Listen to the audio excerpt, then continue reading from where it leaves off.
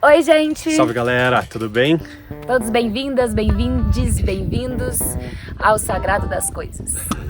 Hoje o nosso episódio é um episódio diferente, a gente está experimentando, né? Fazer cada episódio num formato, num lugar, com uma cara.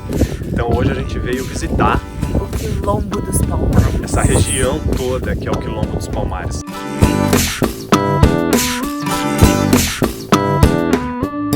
A gente está na porta do parque. Que está fechado por causa da Covid.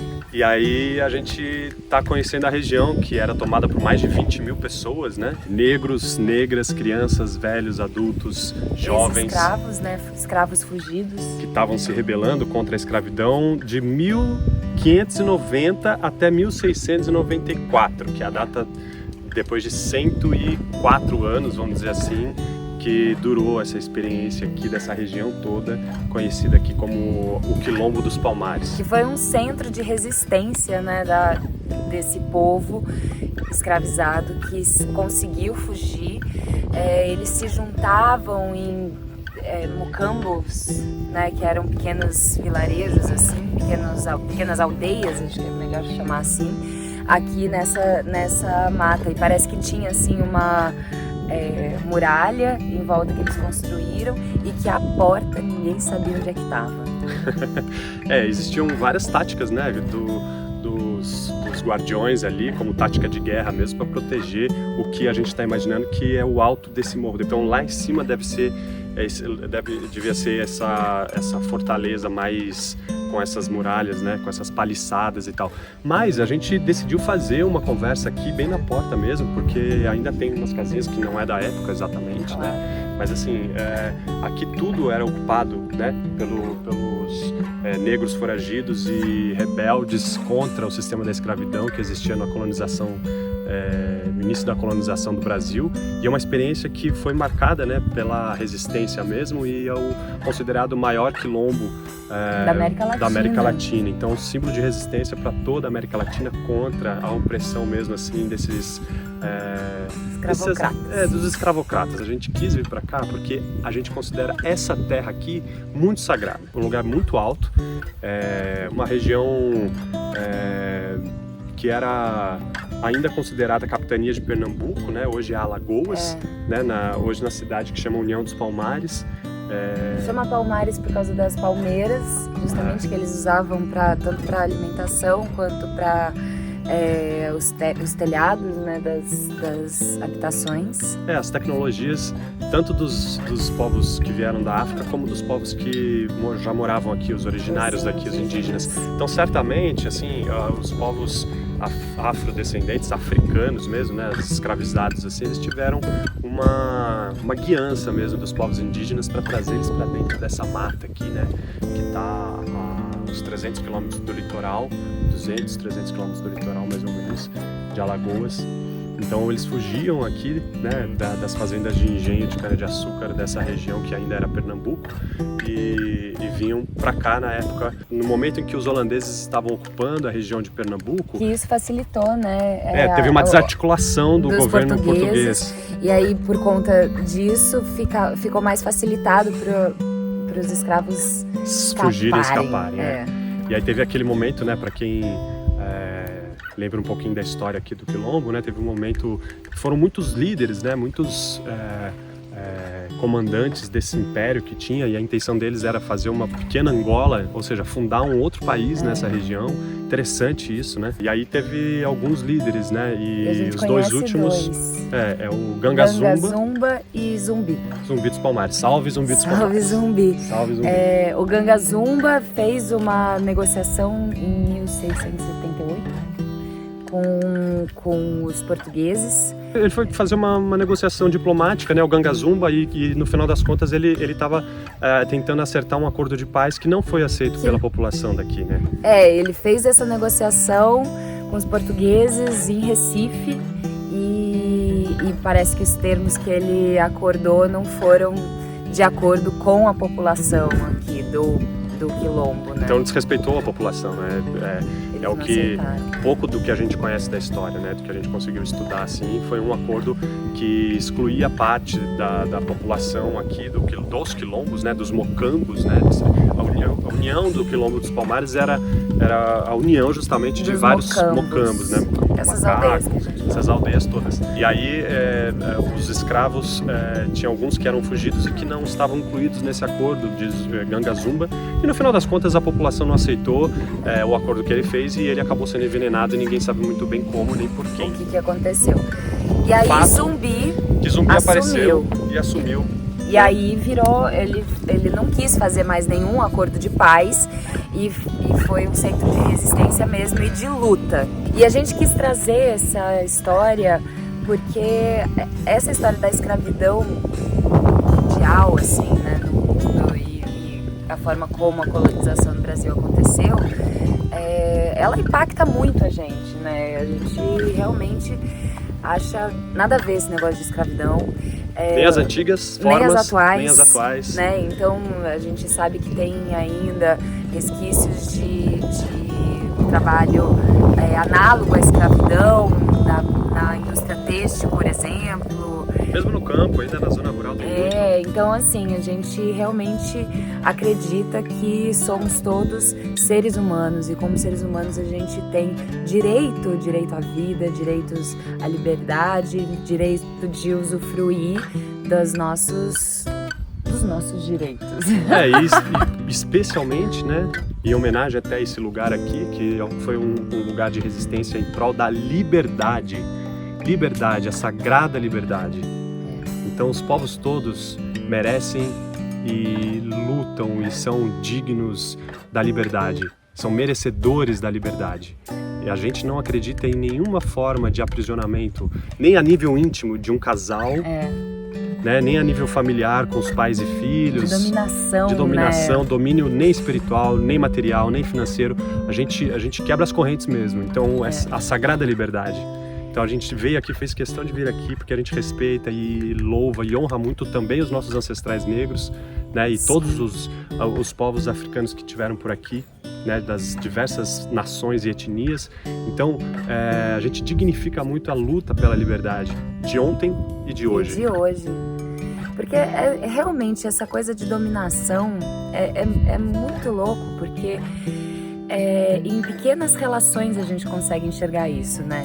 Não, a gente fala, quando fala escravidão, é um tema muito amplo, né? A gente fala, não, eu não sou escravo, né? Eu não escravizo ninguém e não sei o quê. Só que tem outros tipos de dominação, né? E são desses tipos que ainda perpetuam hoje em dia que a gente ainda precisa se livrar.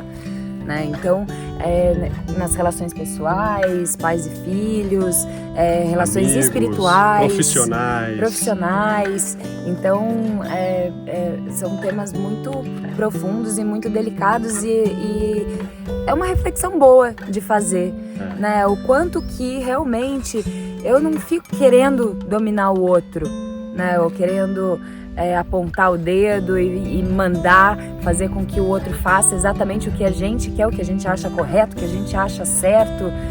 Não tô mandando ninguém fazer, né? Mas é uma reflexão muito boa da gente fazer, porque em pequenos níveis a gente acaba perpetuando esse tipo de colonização, de mentalidade. Eu acho que é isso, né? Descolonizar e libertar o pensamento, o sentimento, o estado mesmo assim, de vida nesse momento que a gente está encarnado aqui nesse planeta, né? Então, vivenciar essa experiência sagrada da vida sem permitir que ninguém te escravize, sem escravizar ninguém.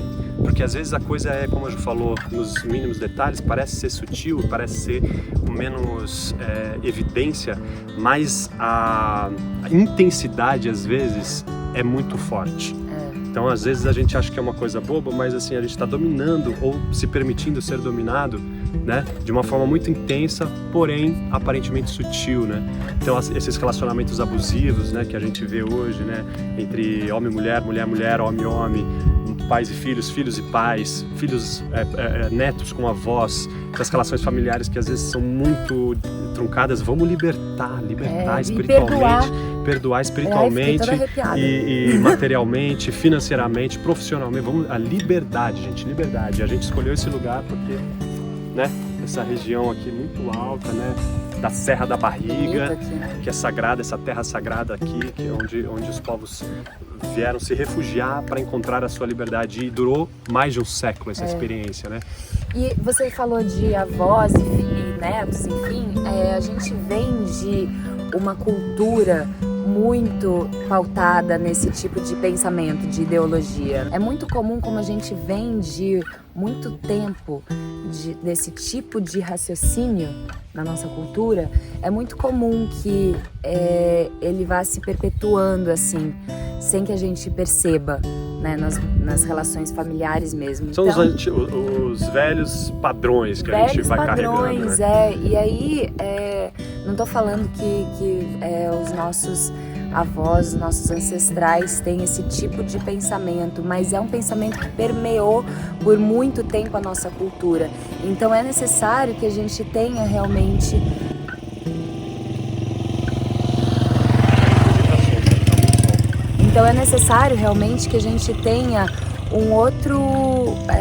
uma outra forma de se relacionar com esse tipo de postura, de relação, perdoando, agradecendo e promovendo mesmo a liberdade, assim, se libertando, né? Procurando isso.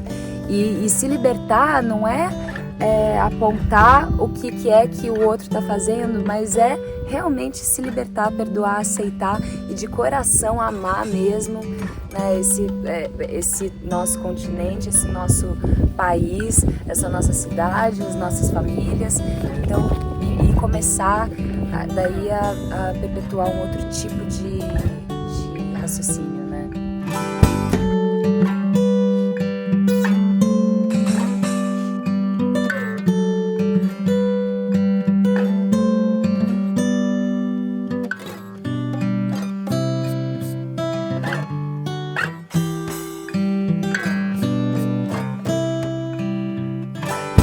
A gente escolheu também vir aqui nesse feriado do dia 2 de novembro, né, que é Finados. A gente chegou aqui ontem e a gente se deslocou do Crato, do Ceará, que é onde a gente está morando, até aqui a região do Quilombo dos Palmares, e foram 10 horas de viagem, né? Então... Não, menos, foi 7 horas e meia. É isso aí, deu umas 8 horas de viagem, vai. A gente se deu uma perdidinha. É porque no Waze, no Maps, estava dando 10 horas e depois diminuiu para 7 horas e meia. Mas foi bom. Essa coisa de a gente ter vindo para cá no dia de Finados, também eu vim pensando muito isso nessas horas de estrada de ontem, né? E chegar aqui. Essa ancestralidade nossa, né? Que a gente, como povo brasileiro, a gente tem isso, né? Eu tenho sangue índio, branco, negro, Ju também, e muitos de nós brasileiros nós temos isso, né? Então essa coisa de que muitos autores, né, concordando ou não concordando com esses autores, falam dessa nova raça brasileira, essa mítica assim de que o Brasil é um país que está misturando essas raças para nascer um novo tipo de ser humano, essas míticas assim, né, que a gente sente também na nossa própria pele, né? Porque pro negro a gente não é negro, porque a gente é branco. Pro branco, a gente, tipo, branco mesmo, como, né, no Bacurau a gente viu no filme, a gente também não é branco, porque a gente não é branco europeu, a gente é assim, essa coisa misturada e tal, né? E pro índio a gente também não é índio, porque a gente é essa mistura meio, né? Então, assim, que lugar que a gente ocupa? Sem lugar, né, o brasileiro. Eu acho que a gente ocupa o lugar que a gente quer ocupar, né? Isso também é uma experiência sagrada de a gente se autodeterminar. Então, eu me considero isso tudo tem na nossa genética, né? Então eu saúdo os meus ancestrais de origem africana, eu saúdo os meus ancestrais de origem europeia e eu saúdo os meus ancestrais de origem indígena, e todas essas linhagens espirituais, elas são sagradas, e eu agradeço os meus ancestrais, meus antepassados, aqui nessa terra santa de Quilombo dos Palmares, né? Então, assim, eu liberto o que em mim precisar ser libertado, eu entrego e eu peço perdão, e eu agradeço toda essa história espiritual que vem dos nossos ancestrais, em meu nome, da minha família, e a gente gostaria de deixar também essa mensagem, né? De agradecimento aos nossos antepassados, aos nossos ancestrais, de todas as etnias, de todas as linhagens. E agradecer a todos os povos dessa terra, né? Porque você falou de 3 das raças que habitam o planeta, mas ainda tem muitas outras. Que realmente a gente tenha o entendimento da raça humana, de ser humano, né? Para além de tom de pele, de formato do olho, formato de nariz, boca.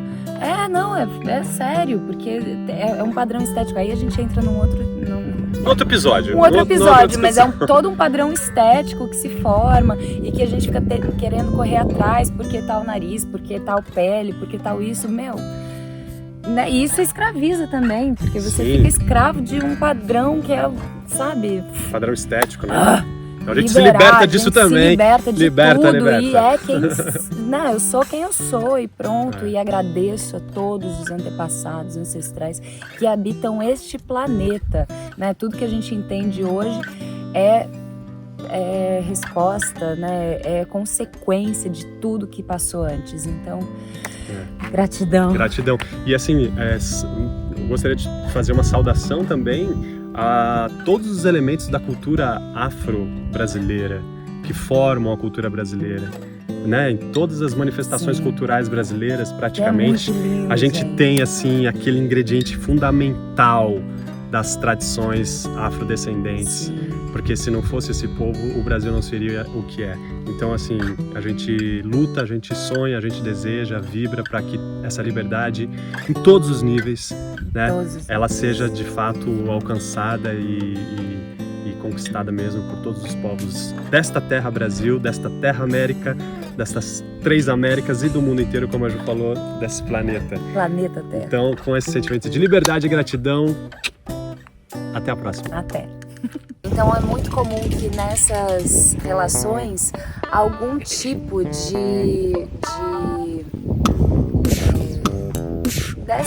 tipo de mentalidade, alguma forma de atuação desses mecanismos perpetua. Conversa esse raciocínio de novo, tá. Eu não entendi nada que você falou. A gente vai mostrar um pouquinho aqui a região pra vocês, tá? Onde que vira? Onde que vira? Ah, não.